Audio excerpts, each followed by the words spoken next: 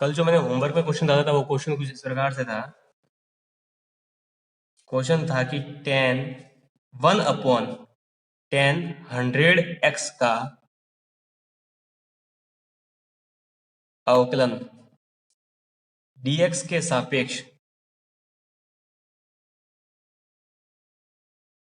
करो।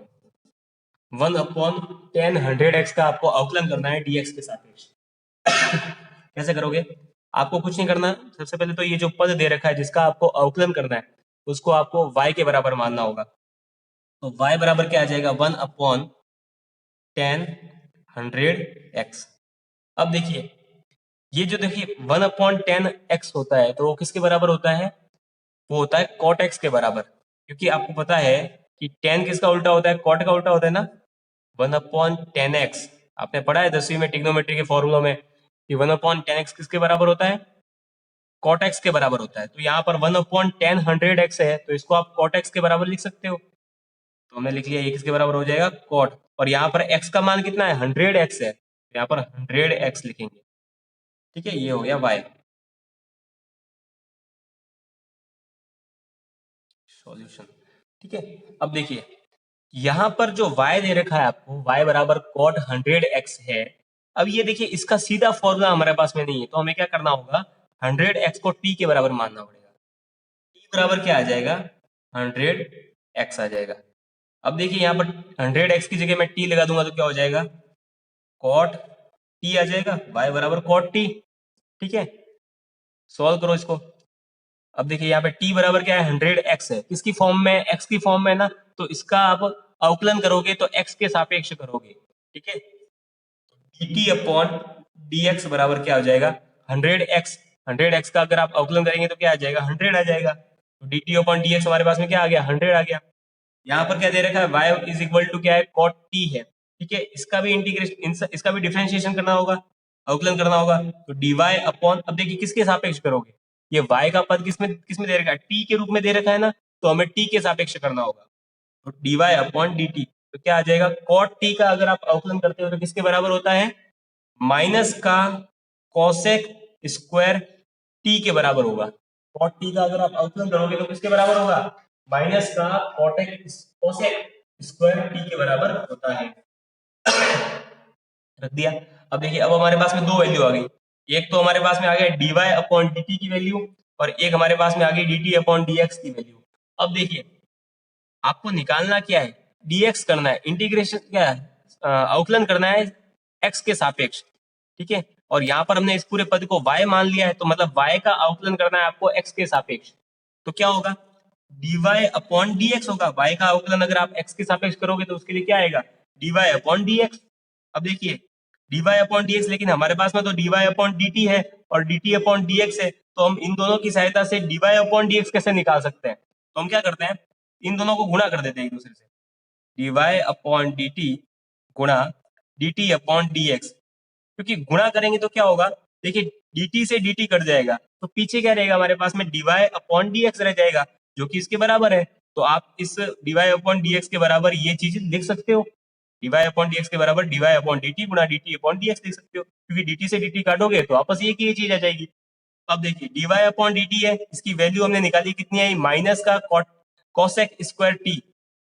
तो माइनस का कोसेक स्क्वायर t लगा दिया, मल्टीप्लाई किया dt अपॉन dx, इसकी वैल्यू कितनी निकाली हमने? 100। तो 100 लिख लिया। ठीक है, अब देखो तो क्या आ जाएगा हमारे पास में? माइनस 100 आगे आ जाएगा, 100 cosec square t dy upon dx। यहाँ पर देखो t की वैल्यू कितनी है?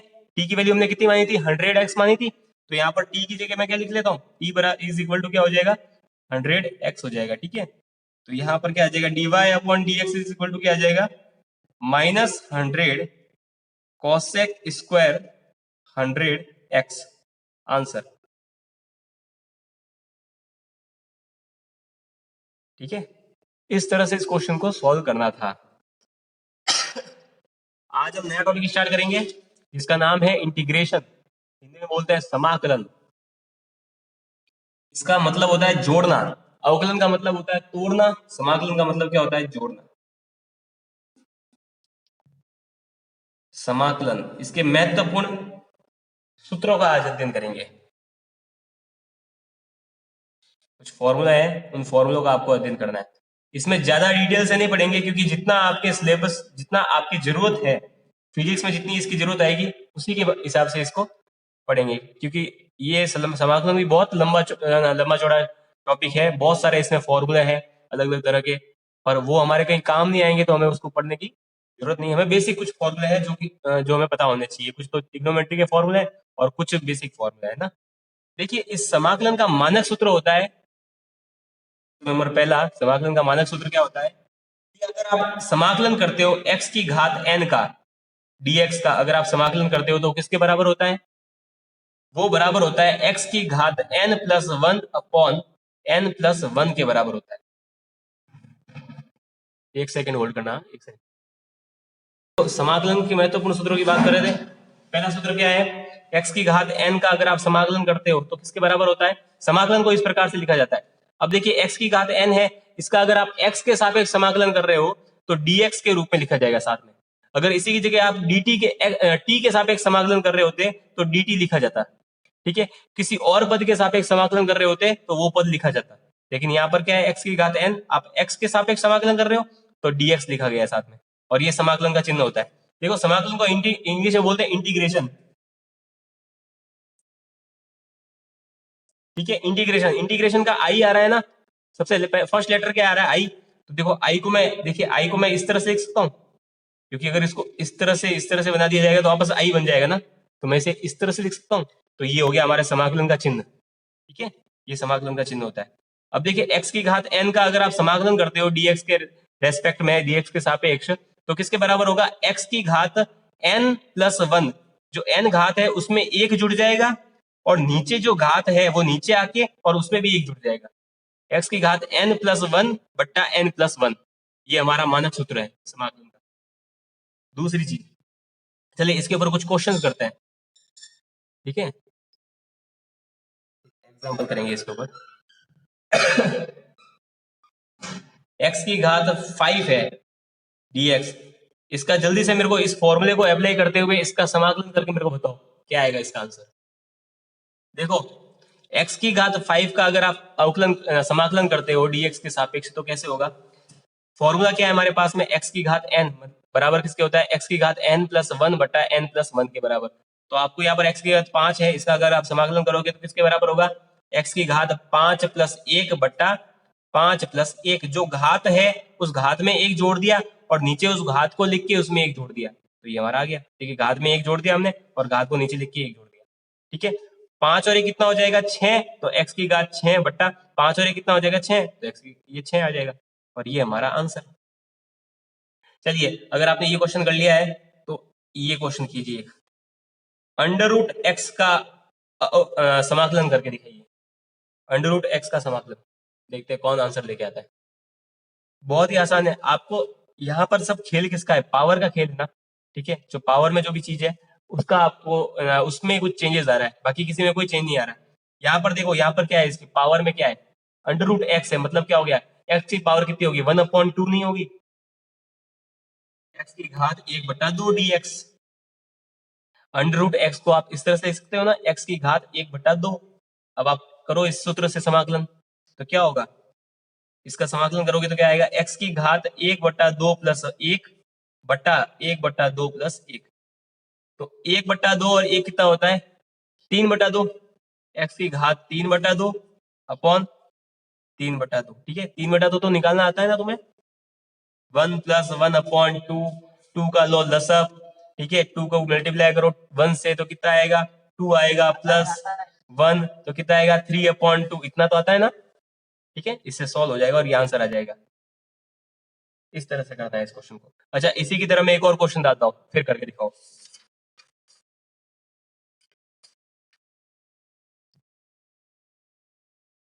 x की पावर 3/2 का समाकलन करना है आपको। x की घात 3/2 का समाकलन कीजिए इसी सूत्र से। नहीं किया वो इधर ध्यान दो। x की घात 3/2 dx का अगर आप समाकलन करते हो तो क्या होगा?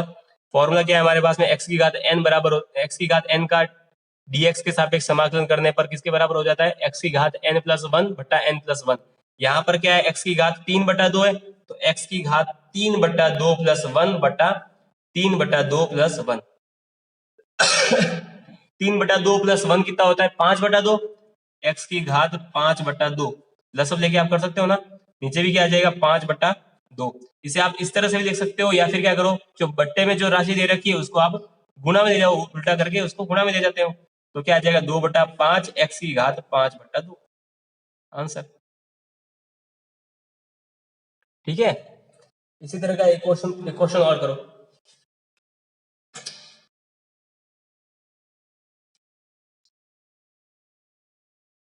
x की घात -5 dx, इसका समाकलन करना है आपको। x की घात -5 dx का आपको समाकलन करना है, जल्दी से करके बताओ। क्वेश्चन कुछ इस प्रकार से, आपको घात दे रखी है x की घात -5 है, ठीक है। इसको आप करोगे तो कैसे करोगे, समाकलन करोगे dx के सापेक्ष, तो कैसे करोगे, x की घात जो घात दे रखी है -5 प्लस का 1 बट्टा -5 प्लस का 1, तो क्या आ जाएगा, x की घात -5, 5 में से 1 गया, पीछे कितना रहेगा 4। अब देखिए बड़ी संख्या कौन सी है, 5 की है, माइनस की है बड़ी संख्या, तो माइनस आ जाएगा आगे, बट्टा -5 प्लस का 1 कितना हो जाएगा, -4। अब देखिए माइनस है, ये नीचे लिखा हुआ है बट्टे में, इसको आप आगे लिख सकते हो, तो आप इस तरह से भी कर सकते हो, माइनस का x की घात -4/4 आंसर। ठीक है, इस तरह से भी इस क्वेश्चन को सॉल्व कर सकते हैं, इस तरह से इस क्वेश्चन को सॉल्व किया जाएगा। अब देखिए ये तो हो गई नॉर्मल कंडीशन, नॉर्मल फॉर्मूला हो गया। दूसरा फॉर्मूला हमारा क्या कहता है कि अगर आप किसी भी समाकलन में किसी भी सदिश राशि, किसी भी नियत राशि या संख्यात्मक राशि का समाकलन करते हैं तो किस प्रकार से होगा। जैसे माना कोई संख्यात्मक राशि है a या नियत राशि है a, ठीक है, इसका समाकलन dx के सापेक्ष कर रहा हूं, ठीक है, क्योंकि x के ऊपर ये राशि निर्भर नहीं कर रही है, तो ये क्या होगी, नियत राशि हो जाएगी। इसका मैं समाकलन कर रहा हूं dx के सापेक्ष, तो किस प्रकार से होगा। तो मुझे क्या करना होगा, a को मैं क्या कर देता हूँ, देखिए यहाँ पे इसका सीधा समाकलन मैं कर नहीं सकता, तो मैं क्या करता हूँ, a को मैंने बाहर ले लिया, ये तो नियत राशि है, इसे बाहर ले लिया, कांस्टेंट राशि है, तो अंदर क्या रह जाएगा हमारे पास में dx। मैं dx को इस तरह से लिख सकता हूँ, 1 गुणा dx लिख सकता हूँ ना, क्योंकि अगर आप 1 से किसी भी राशि का गुणा करते हो तो वो की वो राशि आती है, तो मैंने dx को कैसे लिख लिया, 1 गुणा dx। अब देखिए x की घात 0 किसके बराबर होता है, 1 के बराबर होता है कि नहीं होता, x की घात 0 किसके बराबर होता है, 1 के बराबर होता है, तो मैं यहाँ पे 1 की जगह लिख सकता हूँ x की घात 0, ठीक है, तो a कोष्टक में x की घात 0 को लिख लिया 1 की जगह, साथ में क्या आएगा dx। अब देखिए फॉर्मूला हमारे पास में क्या है, x की घात n वाला, x की घात n plus 1 upon n plus 1, यहाँ पर x की घात कितनी 0 है, तो a तो यूं का यूं आ जाएगा, फिर x की घात 0 प्लस 1 अपॉन 0 प्लस 1, तो a यूं का यूं रहेगा, x की घात 0 में से 1 जोड़ा तो कितना, एक 0 में 1 जोड़ा तो क्या आएगा, x की घात 1 आ जाएगी और बट्टा में 1, तो आप लिख सकते हो ax, ये आपका आंसर। तो कोई नियत राशि होती है तो उसका अगर आप समाकलन करते हो तो इस तरह से आपको करना होगा, ठीक है, तो उसका आंसर क्या आ जाएगा, a के साथ में x जुड़ जाएगा, अगर आप x के सापेक्ष समाकलन कर रहे हो तो a के साथ में x जुड़ जाएगा, अगर आप y के सापेक्ष करोगे तो a के साथ में y जुड़ जाएगा, y गुणा हो जाएगा, ठीक है, इस तरह से होगा। इसी तरह का मैं कुछ इसी फॉर्मूले के ऊपर एक क्वेश्चन डालता हूं मैं आपको।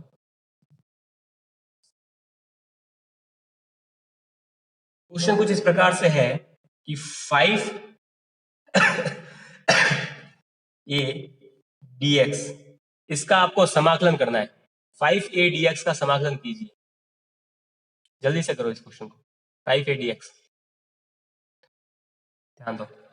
देखिए यहाँ पर देखिए क्या दे रखा है, हमें 5a दे रखा है, जो कि क्या है कि नियत राशि है, क्योंकि ये x के ऊपर निर्भर नहीं कर रहा है, हम यहाँ पर समाकलन कर रहे हैं 5a का, 5a का हम समाकलन कर रहे हैं, 5a x के ऊपर निर्भर नहीं कर रहा है, तो ये यहाँ पर क्या होगी, नियत राशि होगी, तो नियत राशि को आप बाहर लिख लो, सबसे पहले तो आपको समाकलन करना है, सबसे पहले तो क्या करते हो, नियत राशि को बाहर लेते हो, समाकलन करते हो चाहे अवकलन करते हो, नियत राशि को सबसे पहले क्या करते हो, बाहर लिखते हो। बाहर लिख लिया तो अंदर क्या रह जाएगा, dx, ठीक है। अब देखिए यहाँ पर dx दे रखा है, तो मैं इससे किस तरह से लिख सकता हूँ? अब dx का मैं समाकलन कैसे करूंगा? तो मैं क्या क्या करता हूँ यहाँ पे कि इसके dx के गुणा में 1 लिख लेता हूँ, dx के गुणा में 1 लिख लिया, 1 dx, तो क्या आ जाएगा 5a u का u 1 dx। अब देखिए 1 है, 1 की जगह मैं क्या लिख सकता हूँ? x की पावर 0 इज इक्वल टू 1। अगर किसी भी संख्या की घात 0 होती है तो उसका मान 1 के बराबर होता है, ये हम जानते हैं ना। यहाँ पर देखिए 1 लिखा हुआ है, तो मैं 1 की जगह x की घात 0 कर सकता हूँ, क्योंकि मुझे यहाँ पर समाकलन करना है। समाकलन के लिए मुझे x यहाँ पर होना जरूरी है, x के रूप में कुछ मान यहाँ पर होना जरूरी है, तभी तो मैं समाकलन कर पाऊंगा, वरना मैं समाकलन कैसे कर पाऊंगा? तो यहाँ पर एक की जगह मैं क्या लिख सकता हूँ? x की घात 0 लिख सकता हूँ। तो मैं यहाँ पे क्या लिखता हूँ? x की घात 0 समाकलन dx। अब देखिए 5a तो यूं का यूं आ जाएगा, x की घात 0 का समाकलन करेंगे, हमारे पास में फॉर्मूला वही है कि x की घात n का समाकलन करते हो dx के सापेक्ष, तो क्या आता है? x की घात n प्लस 1 बटा n प्लस 1। तो यहाँ पर x की घात 0 का समाकलन करोगे तो क्या आएगा? x की घात 0 प्लस 1 बटा 0 प्लस 1, तो क्या आएगा? 5a x की घात 0, और ये देखिए 1 है, तो 0 में 1 जुड़ा तो क्या आएगा? 1 ही आएगा ना। तो x की घात 1 अपॉन में 1, तो इसको आप लिख सकते हो 5ax, ये आपका आंसर। इस तरह से आपको इस क्वेश्चन को करना था। ठीक है, तो आज की क्लास में अपन इतना ही पढ़ेंगे, कल इससे आगे अध्ययन करेंगे।